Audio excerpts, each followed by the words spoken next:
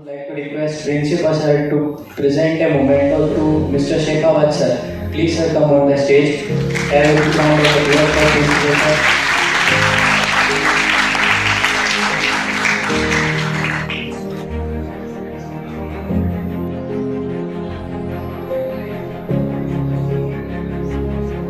Students, please give a big round of applause. तालियों में कंडोज करना है. Mr. Jorawa sir to tell us about motivation, skills and entrepreneurship. Please sir.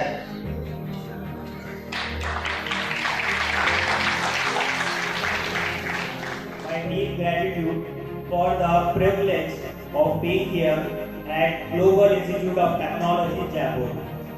A sincere thank you to the exceptional management and esteemed officials. Your dedication does not shape, it shapes future. To principals, directors and faculty members, students and the entire team, your unwavering commitment makes Global Institute of Technology Jaipur truly exceptional. Thank you so much. बोलना चाहता हूँ आपको। मैंने BTech किया है mechanical engineering में महर्षि अरविंद कोटा से, और 2016 में मैंने जब बीटेक किया उससे पहले 2014 में एंटरप्रेन्योरशिप में कहीं ना कहीं स्टार्ट कर चुका था, और मैं बच्चों को पढ़ाता था जो मेरे जूनियर्स होते थे। कई बार मैंने फीस नहीं भी ली, जैसे कि अभी यहाँ पे जो एंकर थे जिन्होंने अभी आपसे पूछा एंटरप्रेन्योरशिप में कितने स्टूडेंट जो है वो इंटरेस्टेड है, तो एक बार मैं फिर से जानना चाहूंगा कितने स्टूडेंट एंटरप्रेन्योरशिप में इंटरेस्टेड है। बहुत ही कम आंसर आ रहा है, बस इतने ही। तो सबको फिर क्या करना है अपनी लाइफ में? Government job. अच्छा, कितने हैं जिनको गवर्नमेंट जॉब करना है? आपको ध्यान। ओके, चलिए मैं बहुत ही ब्यूटीफुल इंसिडेंट आपके सामने रखना चाहता हूँ कि जब हम गवर्नमेंट जॉब की प्रिपरेशन करते हैं उसके कई रिजल्ट हो सकते हैं। एक रिजल्ट तो ऑब्वियस है कि गवर्नमेंट जॉब लग जाएगी। होगा? नहीं होगा? होगा। वेरी गुड, इतना कॉन्फिडेंस होना चाहिए हमें। और अगर नहीं होगा तो फिर क्या होगा? तो फिर डिप्रेशन, इस तरह की चीजें होंगी हमें, एंजाइटी। चलिए, मुझे आपका आंसर बहुत अच्छा लगा। मैं आपको एक अच्छी सी बात बता देता हूँ। एक 2020 के अंदर आप ही के कॉलेज में एक गवर्नमेंट जॉब का एग्जाम था। टीसी का सेंटर है ना आपके कॉलेज में, जहाँ पे गवर्नमेंट एग्जाम होते हैं संडे को। आपको शायद यकीन नहीं होगा, उसके अंदर मैं ही बैठा था एक। और उसके पीछे का रीजन आपको बता देता हूँ।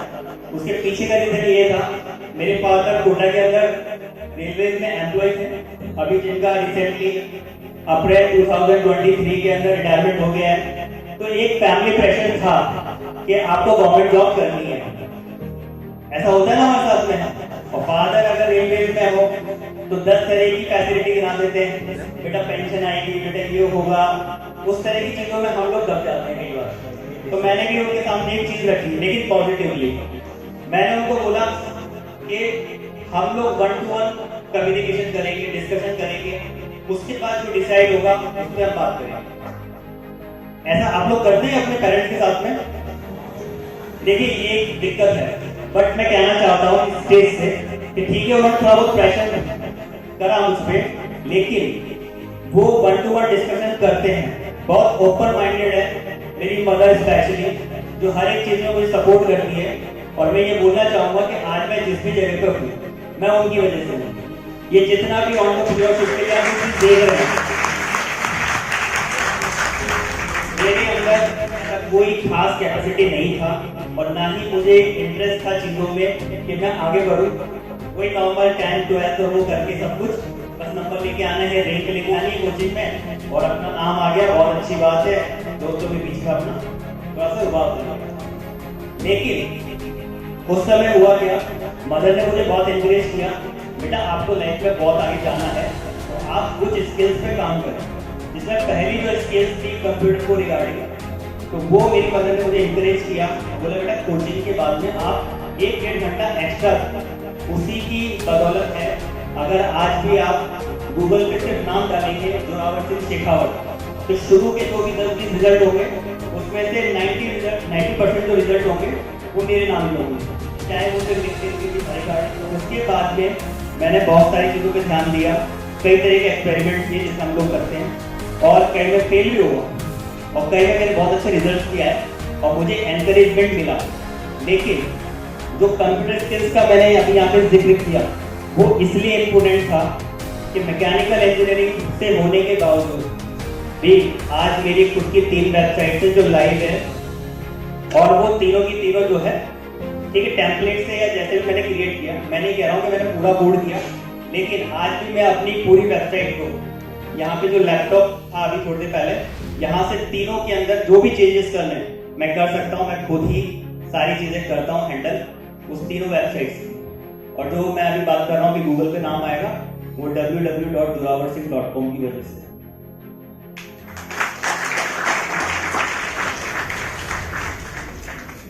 इससे पहले कि हम लोग अपने सेशन में जाएं, मैं अभी तक आपको कुछ जर्नी बता देता हूं जिससे आपको थोड़ा सा पता लगेगा कि मेरे लास्ट सेशन किस तरह के थे और मेरी फाउंडेशन क्या है सेशंस के लिए।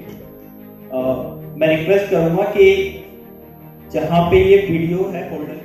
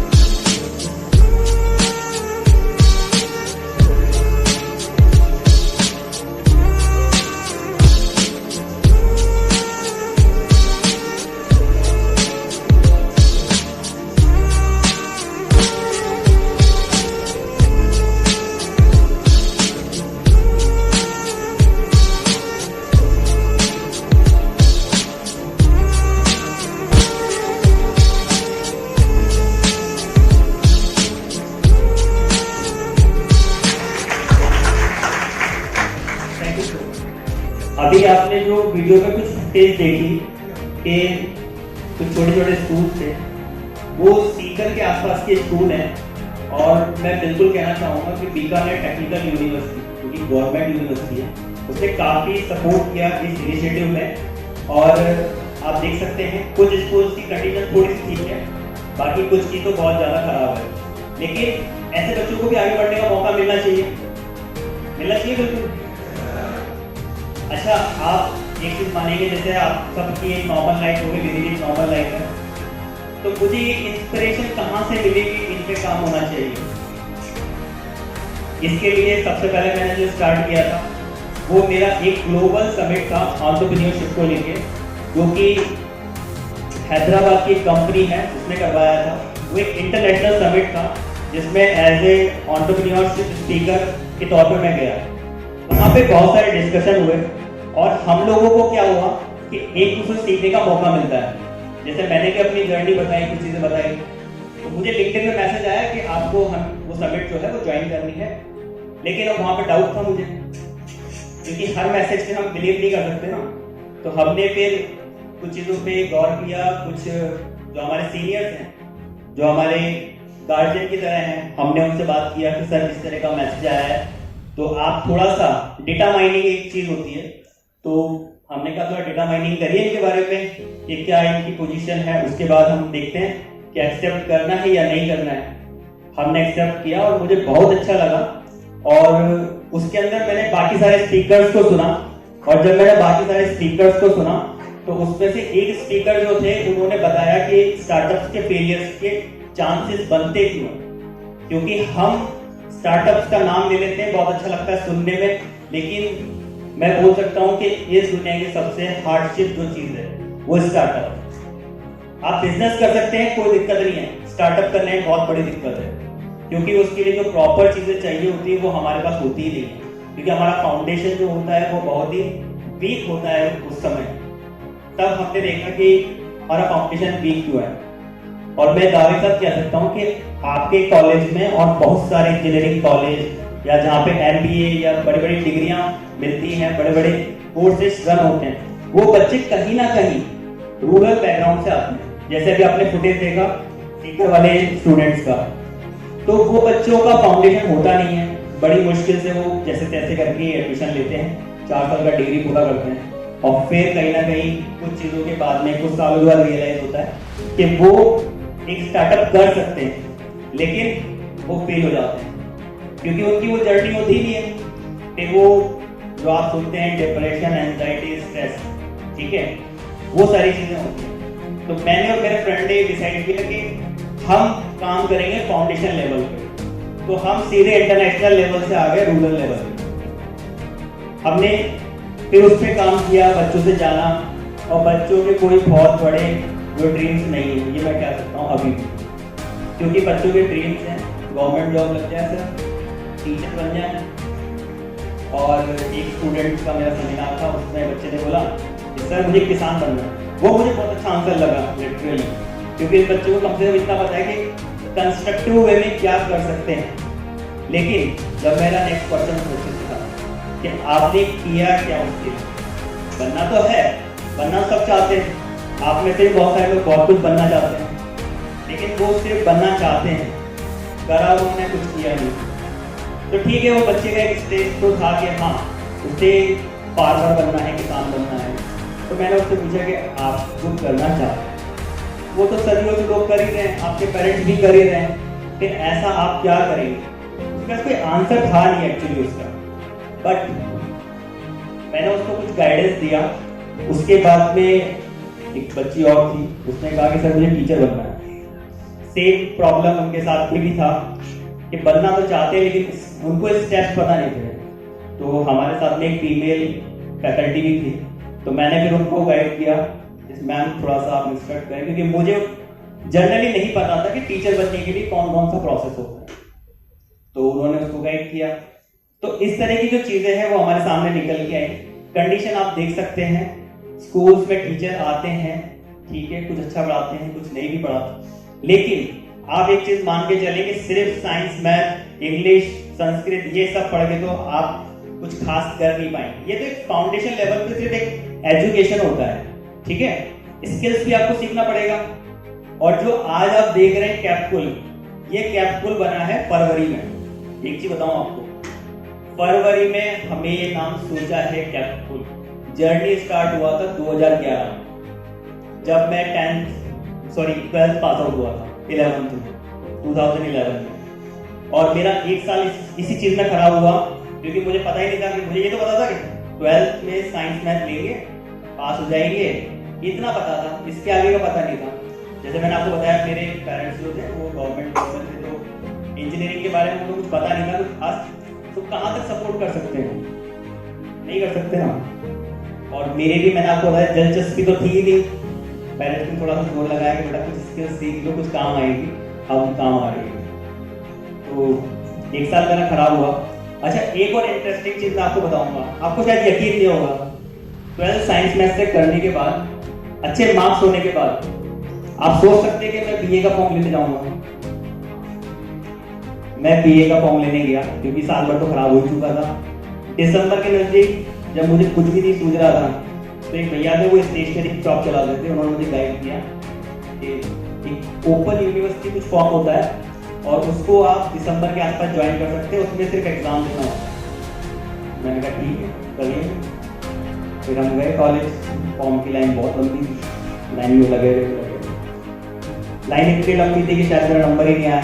मैं घर वापस आ गया। मैंने घर वालों से कहा कि अब तो शायद लगता है बीए भी नहीं हो। घर वालों ने कहा कि बेटा पॉलिटेक्निक का फॉर्म भर लिया और तुम्हें कुछ अब समझ में भी नहीं आ रहा है, हम भी कुछ सपोर्ट नहीं कर सकते। फिर मेरा एक पुराना फ्रेंड मिला, वो बता रहा था कि उसने बीटेक में एडमिशन लिया। बीटेक का एंट्रेंस एग्जाम होता था पहले, आरपीईटी, नाम सुना है किसी ने? कितने लोगों ने नाम सुना है आरपीईटी का? मैंने वो एग्जाम भी अपीयर नहीं किया, नहीं किया और मुझे पता ही नहीं था कि उस तरह का कोई एग्जाम होता है, क्योंकि वो होता था ना, डिसिप्लिन फैमिली से हम लोग सुबह स्कूल जाते थे, फिर उसके बाद में कोचिंग और सीधे घर। अगर आप 15 मिनट लेट हुए हैं तो फिर जवाब के लिए तैयार रहिए।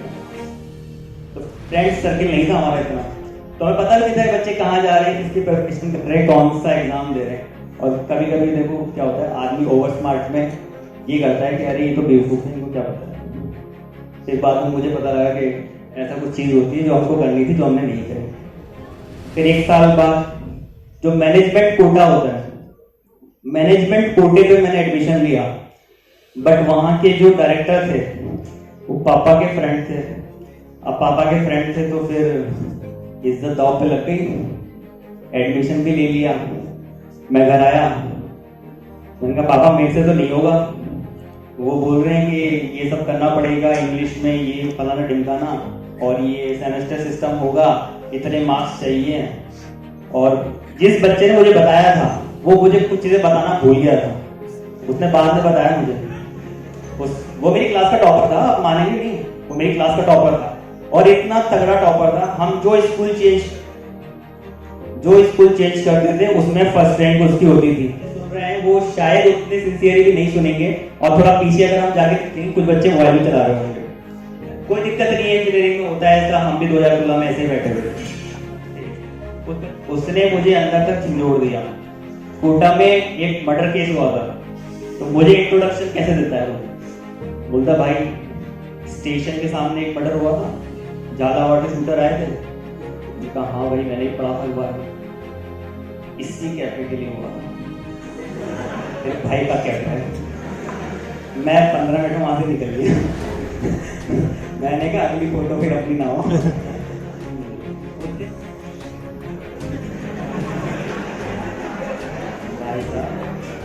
उसने एक सलाह और दी मुझे, जो गेट की और प्रिपरेशन कर रहा था, इंटेलिजेंट बच्चा था, तो मुझे भी लगा पूछना तो चाहिए। मैंने क्या हुआ? बोले नहीं यार जिम से बहुत पैसा आता है, लेकिन घर वालों को नहीं बताया मैंने पैसे मांगने। अब आप सोचो बच्चों की सोच क्या है, मैं सिर्फ इसलिए बता रहा हूँ बच्चों की सोच क्या है। आज तो ठीक है, मैं एक चीज बताऊँ आपको, कुछ लोग बोले सोशल मीडिया था, लेकिन कम से कम आप उसमें इंगेज, तो गलत एक्टिविटी भी तो नहीं है, ये पॉजिटिव है। इसके लिए आप एक क्लैपिंग कर ले अपने लिए एक बार।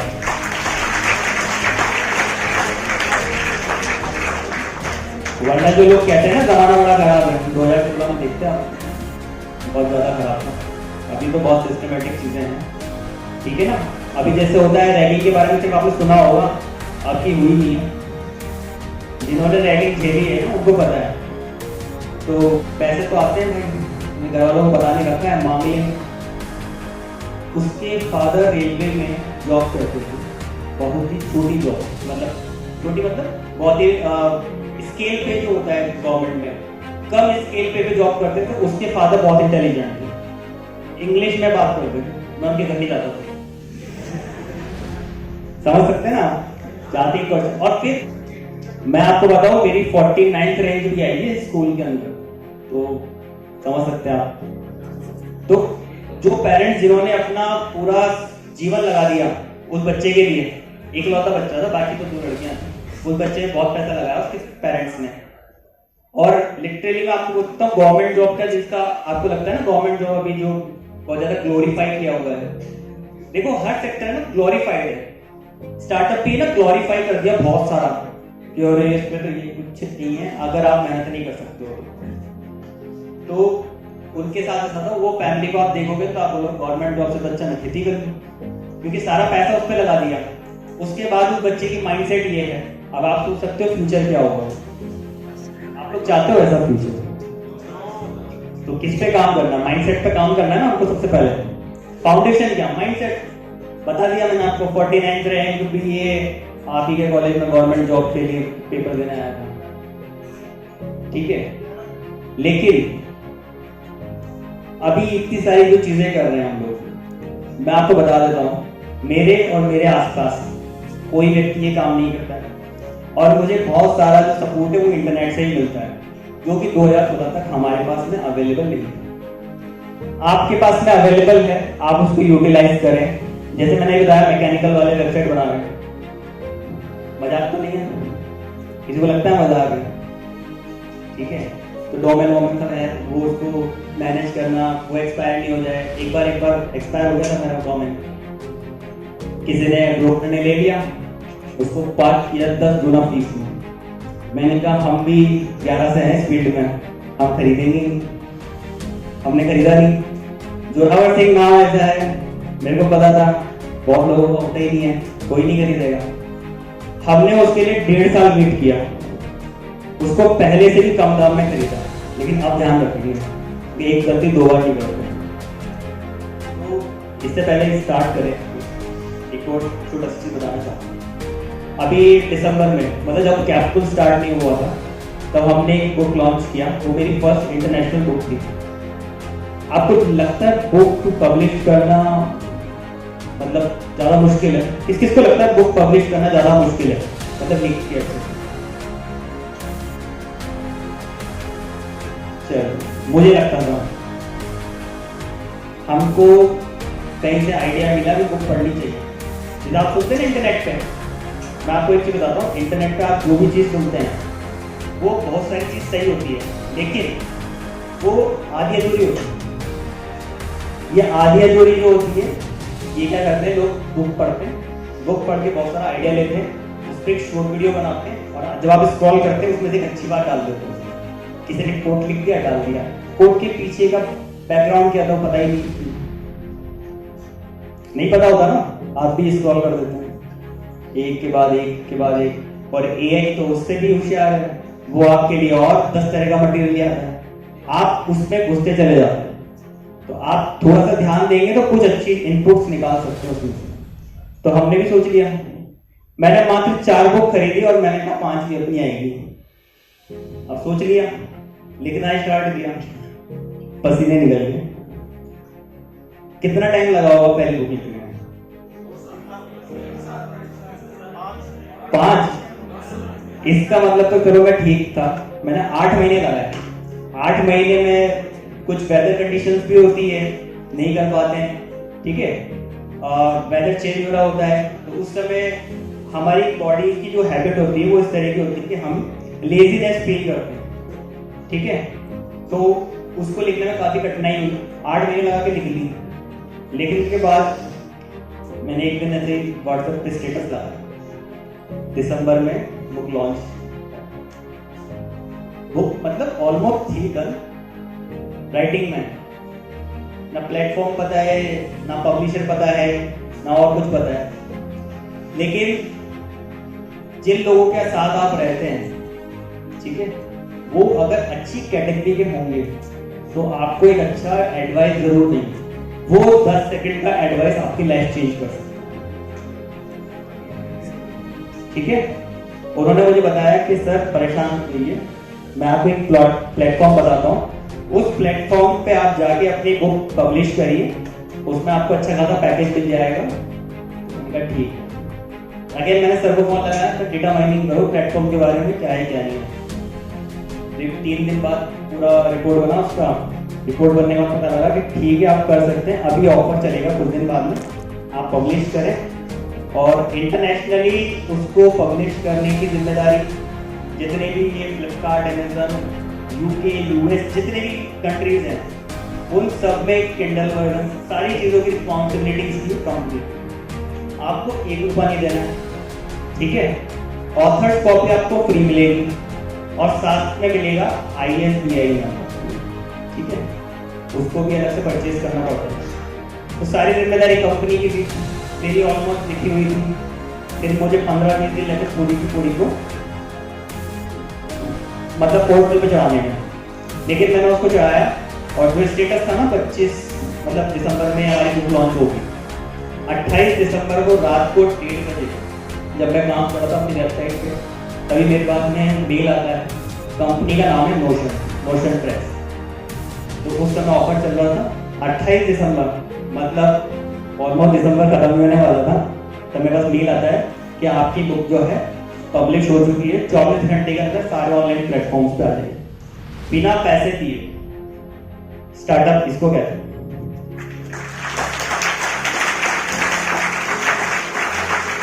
इसको क्लैरिफाई अगर मैं करूं, आज अगर आप अभी सर्च करेंगे, ठीक है, नोशन हो या दूसरी जो कंपनीज हैं, वो लेती हैं 18 से 20 हजार रुपए एक बुक को पब्लिश करने के लिए, किसी भी कैटेगरी की हो, फिक्शन, नॉन फिक्शन, स्टोरी या किसी भी तरह की। अगर आज आप पब्लिश करना चाहेंगे और आपके पेरेंट्स को आप जाके बोलते हैं पापा मुझे 20,000 चाहिए, तो वो पूछेंगे फीस भरनी कॉलेज की, अगर आप उनको फीस भर वो दे देंगे। लेकिन आपने बोला कि बुक पब्लिश करनी, उससे क्या होगा? ऐसे होता है ना, उससे क्या होगा? बुक पब्लिश करने से क्या होता है? क्या बेनिफिट मिलेगा? कितने पैसे आएंगे? कुछ नाम होगा, नहीं होगा? इस तरह क्वेश्चन आएंगे। लेकिन सही टाइम पे सही चीज करना, ये डिफरेंस है। मैंने सही टाइम पे किया, फ्री में हो गया, और पब्लिसिटी तो खैर थी फ्री, तो वो सारी चीजें हुई, ठीक है। वहां से कुछ कॉन्फिडेंस जनरेट हुआ। 2011 से मैंने जो बताया आपको, जो जर्नी चल रहा था वो चल तो रहा था। मैंने कई मतलब ऑनलाइन प्लेटफॉर्म बनाए, कई तरह की चीजें करी, ठीक है, और मैंने खुद ने भी कई तरह की इंडस्ट्रीज में काम किया, सिर्फ और सिर्फ एक्सपीरियंस गेन करने के लिए। डेटा माइनिंग का काम मैं भी कर चुका हूँ एक कंपनी के लिए। कंपनी का आप इशू सुनेंगे तो आपको बिल्कुल यकीन होगा कि आपके साथ भी कुछ ऐसा इशू है।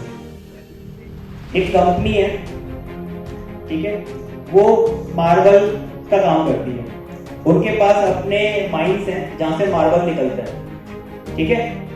उसके सामने एक ट्रेडर की शॉप है, जिसने एक बहुत कांच का बढ़िया सा शोरूम बनाया, 15-20 लड़के टैली पे बिठाए, इंटरनेशनल माल जो होता है एक्सपोर्ट करता है, किसमें? कंटेनर में, अपनी तरह नहीं, कंटेनर में अब्रॉड माल जाता है। उनकी अपनी वेबसाइट है और वो करोड़ों रुपए कमाते हैं। और उनका एटीट्यूड देखना, वो एक कंपनी के पास जाएंगे, इतने कंटेनर का हमको ये प्रोडक्ट चाहिए और इस कॉस्ट पे चाहिए, बोलेंगे नहीं हो सकता। वो जाएंगे दूसरे वाले के पास में, वो इतने का दे रहा है, आप दे रहे हो तो ठीक है, लेकिन तीसरा वाला रेडी है। आप सोचो कि जिसका पूरे महीने में एक कंटेनर नहीं बिक रहा, उसका एक दिन में अगर 5-7 कंटेनर बिक जाए तो देगा नहीं देगा? देगा, मजबूरी है उसकी। तो कहीं से उसको मेरी प्रोफाइल मिली, उन्होंने मुझे कॉल किया, बोले सर हमें पता है इंजीनियरिंग काम कर सकते हैं। उन्होंने बोला हमने आपकी प्रोफाइल में सिर्फ इंजीनियर वर्ड देखा और हमने बुला लिया। मैंने कहा सर इतना यकीन तो मुझे भी नहीं। उन्होंने बोला कि सर इस तरह का प्रॉब्लम है, इसका सॉल्यूशन आप हमें बताएं, हमें गाइड करें, हम उस पर काम करेंगे। मैंने 15 दिन का टाइम लिया और साथ में उनको बताया कि जो छोटे वाले पत्थर आते हैं ना, गोल वाले पेबल्स बोलते हैं उसको, ना, तो मैंने उनको बताया कि एब्रॉड में उसको एक बहुत बड़ा मार्केट है और कौन कौन सी वेबसाइट्स है और आप अपनी वेबसाइट कैसे बनाएं।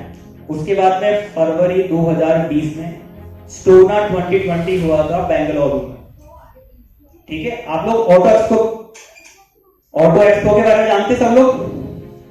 ऑटो एक्सपो सुना है किसी ने? होता है ना, ऑटोमोबाइल को लेके, वैसे स्टोन को लेके भी होता है। वहां पर बड़े बड़े जो ट्रेडर्स होते हैं वो आते हैं। मैंने उनको सही से कंसेप्ट समझाया कि आप कैसे अपने प्रोडक्ट की मार्केटिंग कर सकते हैं, और आप कोई छोटे जो ये लोग हैं जो आपका माल लेते हैं और आगे जाके बहुत ही महंगे में बेचते हैं, और जिससे आपको लॉस भी होता है, ठीक है। तो आपको ये प्रॉब्लम दोबारा सॉल्व नहीं करनी पड़ेगी। 15 दिन का टाइम था, उन्होंने सारी चीजें इंप्लीमेंट की, हर तरह की चीज पे उन्होंने काम किया। बीच पे कॉल आता रहते मेरे पास और मैं उनको गाइडेंस देता रहता हूँ। इवन जैसे आप बच्चे हैं, बहुत सारे जो स्टूडेंट्स मेरे साथ जुड़े हुए हैं, तो मैं उनको भी रिकमेंड कर देता हूँ कि सर आप स्टूडेंट को ट्राई करें, क्योंकि ये बच्चा इस चीज में बहुत ही अव्वल दर्जे का है, और मैं रिकमेंड कर रहा हूँ। और बहुत सारे स्टूडेंट्स जो हैं वो उनके साथ आज काम, ठीक है। तो हम अपनी चीजों को कैसे बढ़ा सकते हैं, जबकि मैं आपको बताऊं बहुत ही लाखों करोड़ों के व्यक्ति हैं जिनकी माइंड से तो करोड़ों में काम करते हैं, ठीक है। तो इस तरह की प्रॉब्लम सबके साथ में आती है, चाहे वो स्टूडेंट हो, पेरेंट्स हो, या फिर बड़े बिजनेसमैन। तो स्टार्टअप्स के पीछे का आइडिया बहुत ही कठिन होता है। बिजनेस तो खैर चल भी जाते हैं, स्टार्टअप्स को चलाना बहुत कठिन होता है। ठीक है, एक बार मैं पीपीटी स्टार्ट करूँ उससे पहले एक रियल प्रॉब्लम, आपके माइंड में जो फीलिंग्स हो, जो चीजें आप सोच रहे हो, उसको चलने दें। उसका मैं आपसे कुछ क्वेश्चन पूछूंगा, उसका आप मुझे आंसर दें।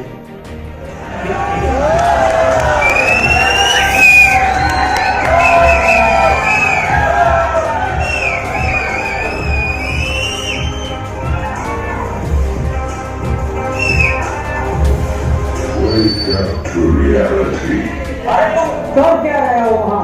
तुम्हें मैंने घर से दूर इसलिए रख दिया ताकि तुम बस एक काम कर पाओ, बस पढ़ाई, और वो भी तुमसे नहीं हो पा रहा है। कुछ समझ में ही नहीं आ रहा है तुम्हें। क्या तुम्हारे पापा दिन रात प्रैक्टिस कर रहे हैं ताकि तुम्हारे कुर्सी फीस और रहने खाने का पैसा भर पाए, लेकिन तुम्हें कोई फर्क ही नहीं पड़ता। क्या है काम तुम्हारा? बस पढ़ना ही है ना? क्यों नहीं कर पा रहे?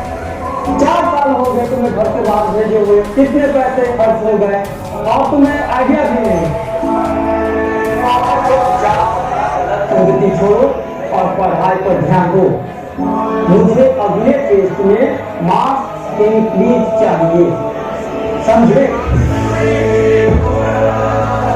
बताओ मैं पढ़ाई कर रहा आज तैयारी आप लोग नहीं आ रहा है, क्या कर रहे हो? नहीं बोल रहा है, क्या कर रहे हो?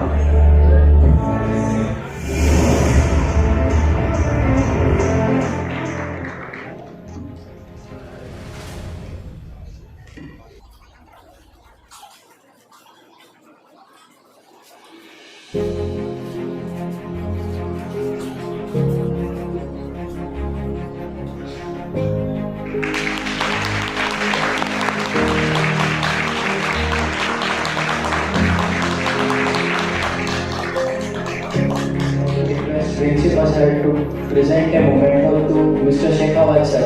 Please sir come on the stage. Have a round of applause for Principal sir.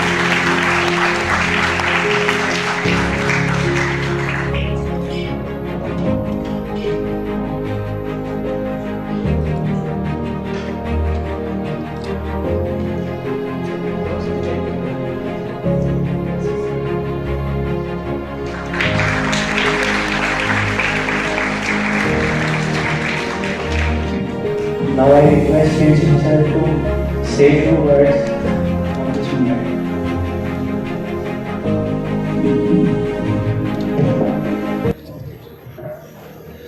Very good afternoon to all of you students.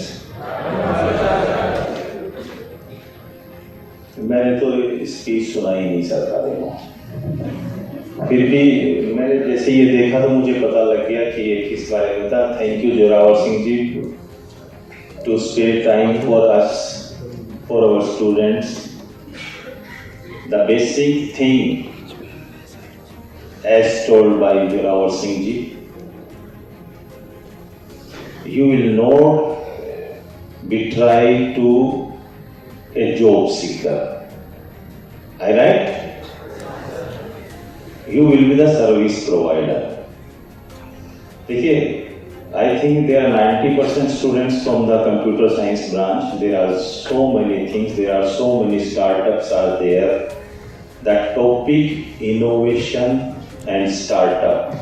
बार बार हम इसी मुद्दे पे बात करते हैं और आपको फर्स्ट ईयर को कभी ये नहीं लगना चाहिए कि हमें पकड़ते हैं और इस ऑडिटोरियम में बिठा देते हैं, ऐसा तो नहीं लगता है? नहीं लगना भी चाहिए, क्योंकि ये एक अच्छी थिंकिंग है आप लोगों की, क्योंकि जिस चीज़ की नॉलेज आपको नहीं होगी वो नॉलेज हम आपको देते रहेंगे। और आपके फर्स्ट ईयर में we have lined up around 40 seminars such type of is there. It may be technical session, maybe startup, innovations. तो कभी आपको नवीन सर यहाँ पे दिखाई देंगे, कभी आपको जहा सर, प्रदीप सर चोड़ी दिखाई देंगे। There are so many social groups, और अभी आपके पास शायद अपने जो GIT क्लब्स जो बने हुए हैं उसकी एक्टिविटी भी आपके सामने आएगी। सो मैं इतना ही कहूँगा कि आप जो आपको सिखा, हो सकता है कि जिस दिन आप ये ऐसे सेमिनार्स अटेंड करते हैं तो उस दिन आपके अंदर एक जोश आ जाता है, आता है ना कि मुझे ऐसा बनना चाहिए या मुझे ऐसा करना चाहिए। लेकिन जैसे ही बाहर जाके आपने कैंटीन में चाय पी, एक समोसा खाया या नाश्ता किया मेस में जाके, और सब कुछ गायब हो जाता है जब आपका मोबाइल ऑन होता है, फिर आप अपनी दुनिया में खोते हुए चले जाते हैं। ऐसा गलत भी नहीं है, because you are a student, है ना, क्योंकि हम भी कभी स्टूडेंट थे, आपके टीचर्स, मेंटर्स, एचओडी सब ये इस दौर से गुजर चुके हैं, और ऐसा अमूमन होता है और होना भी चाहिए, क्यों नहीं तो, और आपको स्टूडेंट कौन कहेगा, सबसे बड़ा मुद्दा है। लेकिन जो आपके अंदर स्पार्क है, आप ना गैस मम्मा ऑन करती तो लाइटर जलाती है ना, तो आपकी जो चिंगारी है उसको बरकरार जलाने के लिए हम अपना लाइटर चलाते रहेंगे, जिससे कि आपके अंदर स्पार्क बनी रहे। आप चाहे कुछ भी सोचें, आप चाहे समोसा खाएं, आप अच्छा नाश्ता करें, चाहे कुछ एंजॉय करें, लेकिन जैसे ही आपकी एनर्जी थोड़ा डाउन होने लगेगी, फिर हम आपको ऐसा कोई कुछ ना कुछ मोटिवेशंस देते रहेंगे। Thank you very much for your patience to be here to sit for last 2 hours. Okay, हो गया सर, जाने दें। Okay, thank you very much.